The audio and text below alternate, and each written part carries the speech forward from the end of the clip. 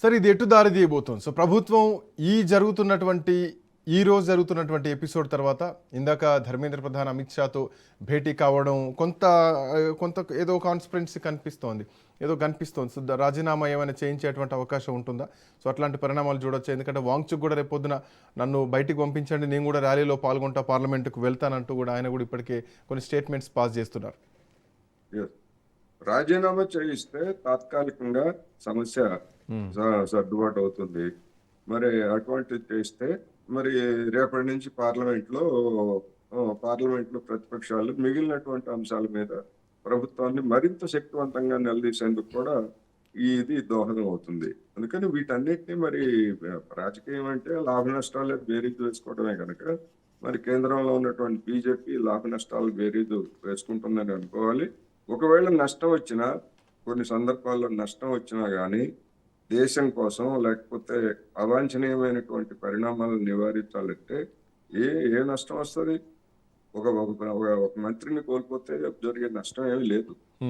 అందుకని చిత్తశుద్ధిని లేకపోతే వివేచనని కేంద్ర ప్రభుత్వం ఒకవేళ అదే చేస్తే ప్రభుత్వం చిత్తశుద్ధిగా ఉంది, యువత నిర్ణయాన్ని శిరసావహించింది అన్నటువంటి పేరు కూడా వస్తుంది. ఎందుకంటే మొన్ననే స్కై రూట్ సంబంధించినటువంటి స్పేస్ అంతరిక్ష ఆ టీంకి అభినందనలు చెప్పినటువంటి ప్రధానమంత్రి మోడీ ఈవెన్ పార్లమెంట్ సమావేశాల కంటే ముందు కూడా యువతను ఉద్దేశించి మాట్లాడారు. సో ఈరోజు యువత కోరుకున్న దానికి, యువతకు జరిగినటువంటి అన్యాయానికి ఆయన రాజీనామా చేస్తే, నైతికంగా రాజీనామా చేస్తే కనుక అది ప్రభుత్వానికే మంచి పేరు వస్తుందో తప్ప అణచివేస్తే అనవసరంగా ప్రభుత్వానికి చెడ్డ పేరు వచ్చేటువంటి ప్రమాదం కూడా కనిపిస్తోంది కదా.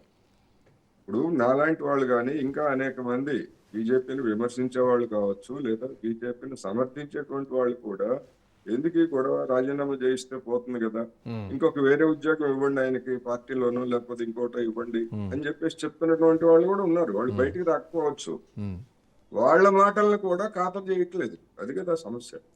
వాళ్ళ మాటలు కూడా, శ్రేయోభిలాషుల మాటలను కూడా కేంద్రంలో ఉన్నటువంటి పెద్దలు ఖాతరు చేయడం లేదు. అంటే ఎందుకు సార్ ఖాతరు చేయకపోవడానికి కారణం ఏంటి? ఒక్కసారి ఒకదానికి ఒప్పుకుంటే ఇక వరుస పెట్టి యువత డిమాండ్లు చేసేటువంటి అవకాశం ఉంటుందన్నటువంటి భావన ఖచ్చితంగా. ఎందుకంటే సమస్యలన్నీ పేరబెట్టేశారు.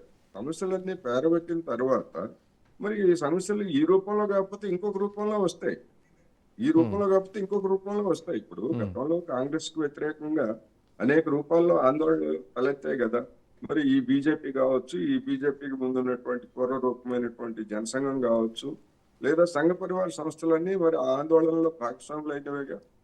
అందుకనే సమస్యల్ని ఏ కేంద్రంలో ఉన్నటువంటి, రాష్ట్రంలో ఉన్నటువంటి ఏ పార్టీ పేరబెడితే ఆ పార్టీ రాజకీయంగా మూల్యం చెల్లించక తప్పదు. అది దానికి బీజేపీకి ఏమి మినహాయింపులు ఏమి లేవు, లేకపోతే బీజేపీకి ప్రత్యేకమైనటువంటి కొమ్ములు ఏమీ లేవు కదా. వాళ్ళు చేసుకుని, అందుకే నేను మొదటి నుంచి చెప్తాను, స్వయంకృతం. ఈ స్వయంకృతానికి ఎవరు మూల్యం చెల్లించాలంటే వాళ్ళే మూల్యం చెల్లించాలి. సో లోక్పాల్ బిల్లు కోసం 15 రోజుల్లో దిగినచ్చినటువంటి ప్రభుత్వం ఒక మంత్రి విషయంలో చిన్న ప్రభుత్వం తలుచుకుంటే అది పెద్ద డిమాండ్స్ కూడా కావు. ఒక మంత్రిని రాజీనామా చేయించమంటున్నారు, అండ్ వాళ్ళకి నష్టపరిహారం కట్టేయమంటున్నారు, సంస్కరణలు తీసుకురామంటున్నారు, ఒక చట్టం చేయమంటున్నారు, కఠినమైనటువంటి చట్టాన్ని చేయమంటున్నారు. సో వీటికి ఎందుకు ఇంత తాత్సారం చేయాల్సినటువంటి అవసరం వస్తుంది? సో అన్నా హజారే చేసిన దానికంటే కూడా వాస్తవానికి చూసుకుంటే కానీ ఇంకో 10 రోజులు ఎక్కువ ఉద్యమమే నడుస్తుంది ఇక్కడ. ఇగో అహంకారం, మమ్మల్ని ప్రశ్నిస్తారా అనేటువంటి ఒక పెత్తందారి ధోరణి, ప్రజాస్వామ్యం పేరుతోటి కబుర్లు, ప్రజాస్వామ్యం వైఖరి పెత్తందారి ధోరణికి నిదర్శనం తప్ప ఇది మరొకటి కాదు. సార్ మీరు చూస్తున్నంత వరకు ఈ నెల రోజుల నుంచి చూస్తున్నారు, ఈ రోజు చూస్తున్నటువంటి ఎపిసోడ్ ప్రకారం కాక్రోచ్ జనతా పార్టీ వేరే పొలిటికల్ పార్టీల ట్రాప్లోకి వెళ్ళేటువంటి అవకాశం ఏమైనా కనిపిస్తోందా? లేదంటే వీళ్ళకు ఉన్నటువంటి చైతన్యంతో వీళ్ళు ఇలాగే ముందుకెళ్ళి రేపొద్దున ఒక పార్టీని ఎస్టాబ్లిష్ చేసేటువంటి పరిణామాలు ఏమైనా చూడొచ్చా?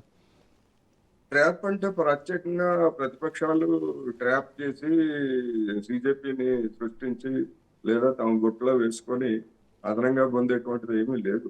వాళ్ళు లేవనెత్తినటువంటి డిమాండ్లకు లెఫ్ట్ పార్టీలతో సహా అన్ని పార్టీలు మద్దతు తెలిపాయి. మద్దతు తెలపడమే ట్రాప్ అనుకునేట్లయితే మరి బీజేపీ గతంలో కాంగ్రెస్ అధికారంలో ఉన్నప్పుడు లేదా వివిధ రాష్ట్రాల్లో బీజేపీ వ్యతిరేక పార్టీలు అధికారంలో ఉన్నప్పుడు మరి ఇలాంటి ఉద్యమాలన్నింటికీ మద్దతు ఇచ్చింది. అంటే అది ట్రాప్ లో పడేసినట్ట. అందుకని ఆ విధమైనటువంటి ధోరణితోటి లేదా ఆ విధమైనటువంటి కోణంతో మనం చూడాల్సినటువంటి అవసరం లేదు. రైట్. అందుకని మరి ట్రాప్ లో పోతారేమో అనుకున్నప్పుడు మరి వాళ్ళే రక్షించుకోవాలి, వాళ్ళే దానికి చేయాలి. కానీ చేసింది ఏంటి? ఆ అభిజిత్ దీప్కే మీద దాడి చేయటము, లేకపోతే అతని వెనకాల అతనికి ఉన్నటువంటి అతను ఆమ్ ఆద్మీ పార్టీ వాడని అదని ఇదని ఇట్లాంటివన్నీ ఎందుకని ఎవరు ప్రచారం చేశారు? బీజేపీ వాళ్ళే కదా. అవును, అవును. ఎందుకు చేశారు?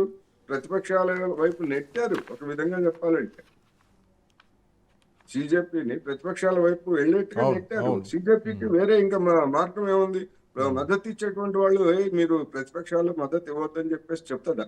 ఏ ఉద్యమం చెప్పదు, ఏ ప్రజా ఉద్యమం కూడా చెప్పదు. రైట్ ఎందుకంటే సార్. రాజకీయాలు కాదు కదా ఇప్పుడు నడుస్తున్నది, రాజకీయ పరమైనటువంటిది కాదు కదా. అవును, అవును. రాజకీయ పరమైనటువంటి డిమాండ్లు అయితే సిజేపీ రాజకీయాలు ఏమిటి, లేకపోతే వామపక్షాల రాజకీయాలు ఏమిటి, కాంగ్రెస్ రాజకీయాలు ఏమిటి, ఇతర పార్టీల రాజకీయాలు ఏమిటి అనేటువంటి అప్పుడు చర్చ వస్తుంది. అవును. ఇందులో రాజకీయ అంశమే లేదు కదా. అవును, అవును. Thank you sir, thanks for joining. So దేశ రాజధాని ఢిల్లీలో ఒక ఉత్కంఠమైనటువంటి వాతావరణం అయితే కనిపిస్తోంది. సో పోలీసు లాఠీ చార్జీలతో పార్లమెంట్ భవనం ముందు కాక్రోచ్ జనతా పార్టీకి సంబంధించినటువంటి మద్దతుదారులంతా కూడా పార్లమెంట్ గేటును టచ్ చేశారు. సో ఇది ఎటువైపు దారితీయబోతోంది? కేంద్ర విద్యాశాఖ మంత్రి ధర్మేంద్ర ప్రధాన్ రాజీనామా చేయాలంటూ చేస్తున్నటువంటి డిమాండ్, సో రాజీనామా చేసేటువంటి అవకాశాలు ఉన్నాయా? ఈ డిమాండ్ కనుక తలొగ్గితే, ఎందుకంటే ఇటు పార్లమెంట్ బయట యువత ఫైట్ చేస్తోంది, ఢిల్లీని గర్జిస్తోంది, ఢిల్లీ మొత్తం కూడా గర్జన వినిపిస్తోంది, రాజీనామా డిమాండ్ వినిపిస్తోంది. అటు లోపల ప్రతిపక్షాలు కూడా అవే డిమాండ్ వినిపిస్తున్నాయి. సో కీలకమైనటువంటి బిల్లులు పాస్ అవ్వాలంటే ఈ పార్లమెంట్ సెషన్ చాలా కీలకమైనటువంటి అంశం అని చెప్పాలి. సో అవి ముందుకెళ్లాలంటే ఇప్పుడు ప్రభుత్వం ఏ నిర్ణయం తీసుకుంటుంది? ధర్మేంద్ర ప్రధాన్ విషయంలో కానీ, విద్యాశాఖలో జరగాల్సినటువంటి మార్పుల విషయంలో, నీట్ పరీక్షలకు సంబంధించినటువంటి సంస్కరణలు తీసుకురావాల్సినటువంటి విషయంలో విద్యాశాఖలో చూద్దాం.